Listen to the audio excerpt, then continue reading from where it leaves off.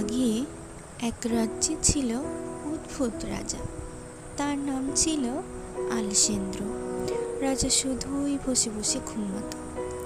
সেনাপতি কোনো কাজ নিয়ে আসলে রাজা রেগে যেতেন, কারণ রাজা আলসেন্দ্র কিছুই করতে চাইতেন না। কারণ সে কোনো কিছুই ভালোবাসত না, না হাঁটতে, না পড়তে, না কারো কথা শুনতে। রাজা সেনাপতিকে বলল, রাজ্যের মানুষকে বলো এমন কিছু বানাতে যেন আমি না হেঁটেও সব জায়গায় যেতে পারি। পরদিন গ্রামের সব মানুষ এক একজন এক এক রকম জিনিস বানিয়ে আনলো। কেউ উড়ন্ত ঘোড়া, কেউ রোলিং চেয়ার, কেউ চলন্ত পিঁড়ি। কিন্তু কিছুই রাজার পছন্দ হলো না। ঠিক তখন এক জাদুকর বৃদ্ধের আগমন ঘটল। জাদুকর বৃদ্ধ বললেন, রাজামশাই, এই হচ্ছে জাদুকরি জুতো। এই জুতো আপনি যেতে চাইবেন যেখানে, আপনাকে ঠিক নিয়ে যাবে সেখানে।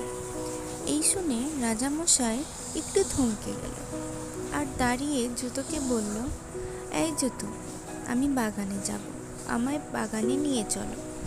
ঠিক সেই মুহূর্তে রাজামশাই বাগানে উড়ে উড়ে গিয়ে ধপাস করে পড়ে গেল। বৃদ্ধও সেখানে হাজির।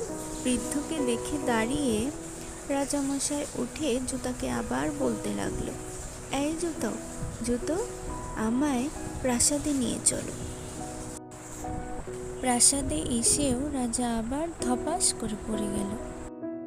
ঠিক তখন জাদুকর বৃদ্ধ রাজাকে বুঝিয়ে বললেন, রাজামশাই, এই জুতা শুধুমাত্র পরিশ্রমীদের জন্যই কাজ করে।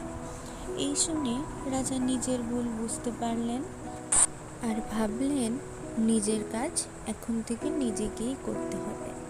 এই ভেবে রাজা পরদিন থেকে সব কাজ পরিদর্শন করতে লাগলেন। মাঝে মধ্যে বাগানে গিয়ে ঘুরে আসতেন। তারপর থেকে রাজা হয়ে উঠলেন সবার সেরা রাজা। রাজা সবাইকে বুঝিয়ে বললেন, পরিশ্রমেই আসে সফলতা।